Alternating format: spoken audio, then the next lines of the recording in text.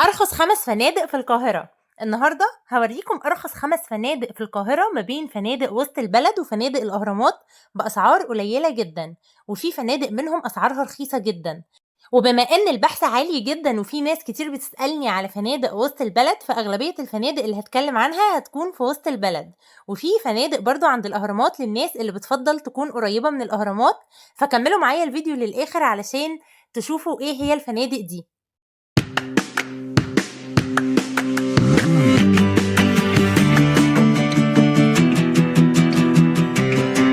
صباح الخير او مساء الخير على حسب التوقيت اللي بتشوفوا الفيديو فيه. وزي ما متعودين دايما، واللي لسه اول مره يشوفني اعرفكم بنفسي، انا شروق ودي قناه فكره وسفريه. بنرشح فنادق وبنقدم لكم كمان ارخص الفنادق وافضل الفنادق في كل المدن في مصر، ونعرفكم كمان على اهم اماكن الخروج والفسح. فلو مهتمين بالمحتوى ده وبتحبوا السفر، ما تنسوش تعملوا لايك وسبسكرايب وتفعلوا زر الجرس علشان يوصلكم جديدنا اول باول. ويلا بينا نبدا. وسط البلد في القاهرة ليها سحر مختلف، خصوصا شوارع القاهرة الخديوية زي طلعت حرب وقصر النيل و26 يوليو. شوارع كلها مليانة حياة، مبانيها القديمة والشوارع اللي عدى عليها مئات السنين بتحكي عن تاريخ وفن عمره أكتر من 100 سنة. هنبدأ رحلتنا في قلب القاهرة الخديوية ونشوف مع بعض أجمل فنادق اقتصادية في وسط البلد، في وسط شوارع وسط البلد، بداية من ميدان التحرير لطلعت حرب لمحمد فريد لشارع قصر النيل. في وسط الجمال ده كله هنلاقي تجارب فندقية كتير مختلفة، في الرخيص والمتوسط والغالي، بس احنا هنقول أرخص فنادق علشان ده اللي الناس دايما بتطلبه وبتسأل عنه. وسط شوارع عريقة بتحكي عن تاريخ من مئات السنين، وبالتحديد في ممر الشواربي هنلاقي فندق اسمه تورنتو هوتيل. العنوان بالظبط 6 شارع الشواربي، متفرع من شارع قصر النيل الدور التاني. هنلاقي الفندق ده كمان هكتب لكم اسمه علشان الاسم يكون واضح قدامكم. فندق حلو جدا، سعره مناسب جدا، بيوفر انواع كتير من الغرف، سنجل ودبل وتريبل ورباعي. الغرف كلها مكيفة وكل غرفة ليها التويلت الخاص بيها. التويلت كمان فيه كل حاجة انتوا محتاجينها، مناديل، شاور، شامبو، فوط، كل حاجة انتوا محتاجينها هتلاقوها. كمان الغرف فيها، كل غرفة فيها شاشة، في بلكونة او شباك. الغرف مجهزة من كل حاجة، يعني مش هتحسوا ان في حاجة ناقصاكوا. كمان مستوى الخدمة والنظافة هناك كويس جدا. في هاوس كيبنج على طول، في كمان واي فاي مجانا. فكل حاجة هتلاقوها متوفرة. عايزة اقول لكم كمان ان موقع الفندق حلو جدا، انتوا قريبين من كل حاجة، كل المطاعم والكافيهات حواليكوا، كمان في سينمات كتير حواليكوا، في كمان الاماكن السياحية حواليكوا والاماكن الاثرية زي المتحف المصري، في كمان برج القاهرة قريب منكم جدا، اماكن كتير قوي قريبة منكم. حتى لو حبيتوا تروحوا الاهرامات او المتحف المصري الكبير، فالمسافة مش كبيرة قوي، يعني نص ساعة ولا حاجة هتلاقيكوا وصلتوا. فانتوا في وسط البلد بتكونوا قريبين من كل حاجة. بالنسبة للأسعار، فالأسعار طبعا بتتغير من وقت للتاني، بس أنا هديكوا السعر بتاع الوقتي علشان لو حد شايف الفيديو بعد كده فأكيد الأسعار هتكون اتغيرت. السعر حاليا بيبدأ من 800 غرفة سنجل وبيوصل لغاية 1500 أعلى حاجة اللي هي الغرفة الرباعي. الأسعار بقى متغيرة حسب الغرف، فشوفوا انتوا حابين تسألوا عن أي غرفة وسيبولي تعليقاتكم وأنا هرد عليكم. كده يعتبر انا قلت كل حاجة خاصة بالفندق ده. لو حابين برضو تسألوا اي سؤال او اي استفسار سيبولي تعليقاتكم وانا هرد عليكم. عايزة اقول لكم ان لسه هقول لكم فنادق في الفيديو ده ارخص من كده، فكملوا معايا وشوفوا ايه الفندق المناسب ليكم. طبعا كل اللي انا بتكلم عنه ده هو جيست هاوس، مش فنادق بمعنى فنادق، يعني بيكون واخد دور في عمارة وبيقدم خدمة مقابل السعر اللي انتوا بتدفعوه. تاني فندق بقى هنتكلم عنه هو فندق ديور هوتيل.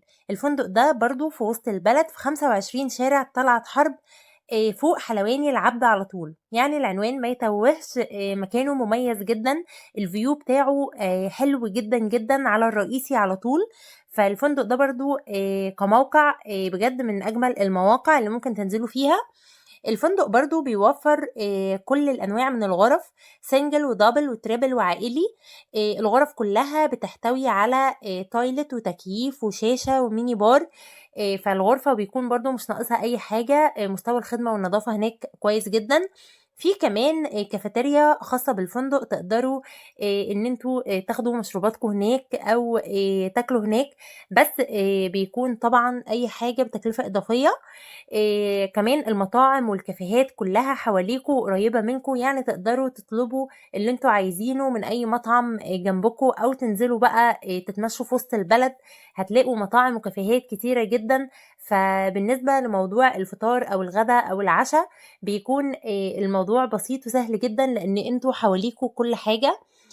كمان في خدمة housekeeping في الفندق، فبرضه على طول لو احتجتوا أي حاجة الغرف تتنضف أو كده، ففي أي وقت هتلاقوا الخدمة دي موجودة. وطبعًا الفندق قريب من كل حاجة برضه، من برج القاهرة، من النيل، من المتحف.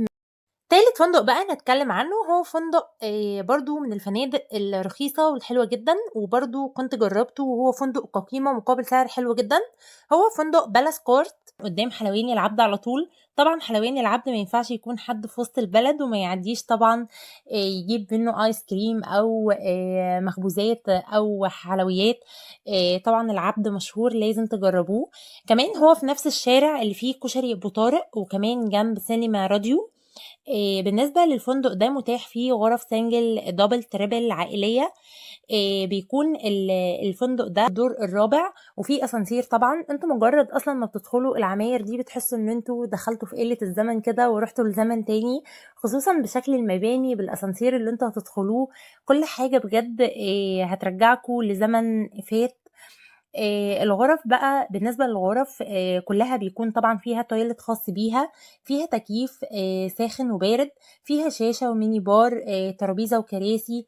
الغرف بيكون فيها يا شباك يا بلكونة.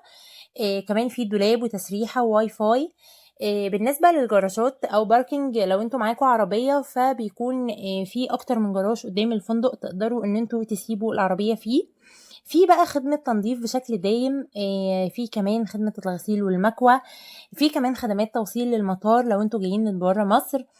كمان الفندق بينظم رحلات داخلية جوه القاهرة للأماكن الأثرية هناك، الأماكن السياحية زي الأهرامات، المتحف، برج القاهرة، أماكن كتير قوي تقدروا ان انتوا تزوروها. بالنسبة لسعر الفندق ده فهو برضو سعره كويس جدا. الليلة بتبدأ السنجل من 800 والدبل من 1000، يعني لو انتوا فردين فالليلة هتكون للفرد 500 بس، في سعره برضو كويس جدا. كده يعتبر انا قلت كل حاجة خاصة بفندق بالاس كورت. كده لو عايزين برضو تسألوا اي سؤال او اي استفسار انا ما قلتهوش سيبولي تعليقاتكم وانا هرد عليكم. ندخل بقى على رابع فندق وهو فندق عند الاهرامات، علشان الناس اللي بتحب تنزل عند الاهرامات. هو فندق حلو جدا كتجربة شخصية، هو فندق 3 نجوم وواخد تقييم عالي على بوكينج. انتوا تقدروا كمان تحجزوه دايركت او تحجزوه عن طريق بوكينج برضو.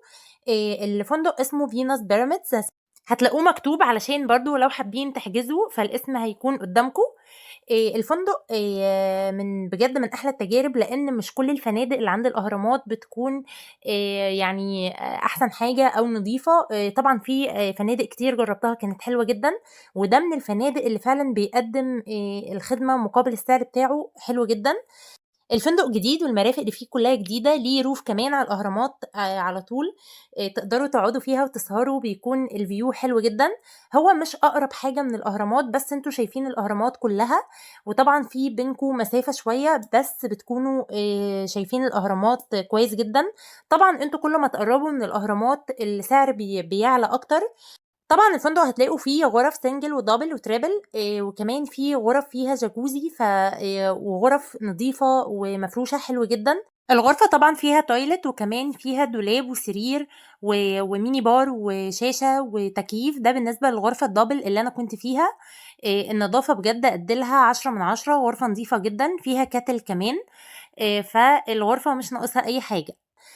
عايزة كمان أقول لكم إن سياسة الأطفال ل6 سنين فري، وبعد 6 سنين بيكون بتكلفة إضافية. السعر هناك كمان شامل الفطار. كمان بالنسبة للغرفة السنجل فبتكون 750 والغرفة الدبل بتكون 900، فهو سعره حلو جدا. ده الفيو زي ما انتوا شايفين كده على الأهرامات على طول، والروف بتاعه القعدة فيها حلوة جدا. كمان أنتم في مكان برضه حيوي، أنتم قريبين قريب منكم صيدليات وسوبر ماركت وكل حاجة. لو حابين كمان تطلبوا أكل تقدروا تطلبوا أكل وييجي لكم delivery لغاية الفندق. فالفندق ده كتجربة شخصية أرشحه لكم جدًا، نضافة وخدمة والناس اللي هناك متعاونة ولُذاذ جدًا. ده الفطار برضه بيكون فطار كويس جدًا. فأنا كده يعتبر قُلت كل حاجة عن الفندق ده، لو حابين برضه تسألوا أي سؤال أو تستفسروا أي استفسار سيبوا لي تعليقاتكم وأنا هارُد عليكم. آخر فندق بقى هنتكلم عنه وهو فندق الموقع بتاعه زي ما أنتم شايفينه كده على ميدان التحرير على طول، وجنب الجامعة الأمريكية، بيطل أصلًا على الجامعة الأمريكية. موقعه حلو جدًا وده أرخص فندق هنتكلم عنه النهارده. وهو فندق إسماعيلية هاوس 3 ميدان التحرير، العمارة اللي فيها مطعم هارديز على طول وجنب الجامعة الأمريكية، وقصاده المتحف، يعني موقع تحفة. كمان الفندق واخد الدور السابع والثامن. فندق من أقدم الفنادق في وسط البلد، وكمان فندق كويس جدًا مقابل السعر بتاعه.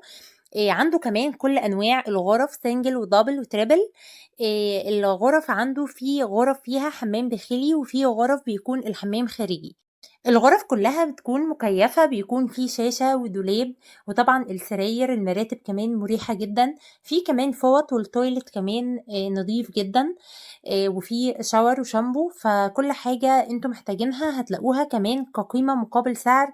الغرف كمان حديثة، الأساس حديث، فكل حاجة تعجبكم. كمان في غرف بفيو على الميدان على طول، وغرف الفيو بتاعها على الجامعة الأمريكية. في غرف بشباك وغرف ببلكونة. بالنسبة للغرف السنجل في بيكون ليها حمام خارجي وفي حمام داخلي. كمان في حمام داخلي وفيو وفي من غير فيو. بس السنجل عموما بيبدأ من 600 جنيه. في كمان الدبل فيها حمام داخلي وحمام خارجي وبيبدأ من 1100. التريبل برضو نفس النظام، حمام داخلي وحمام خارجي وبيبدأ من 1200.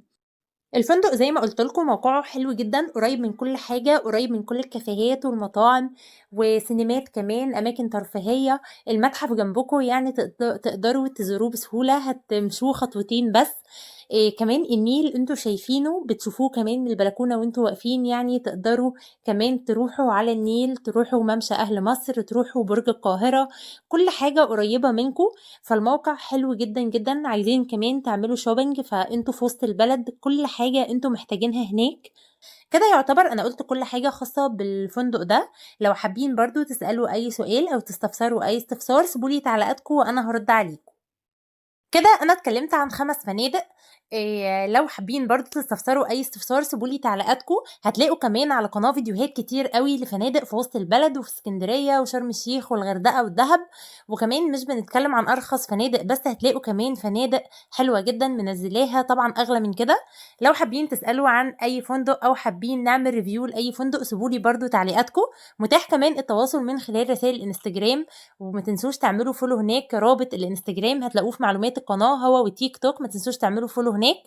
وانتظروا الايام الجايه فيديوهات لفنادق شرم الشيخ والغردقه، والصيف داخل بقى وهننزل ارخص فنادق كمان للناس اللي حابه تروح تصيف بقى في شرم الشيخ او الغردقه او مرسى مطروح او مرسى علم او سهل حشيش. كل الاماكن دي بننزل عنها فنادق كل المستويات. فما تنسوش تعملوا سبسكرايب ولايك علشان الفيديو يوصل لاكبر عدد من الناس. ويا رب يكون استفدتوا من الفيديو وعجبكم، وباي باي.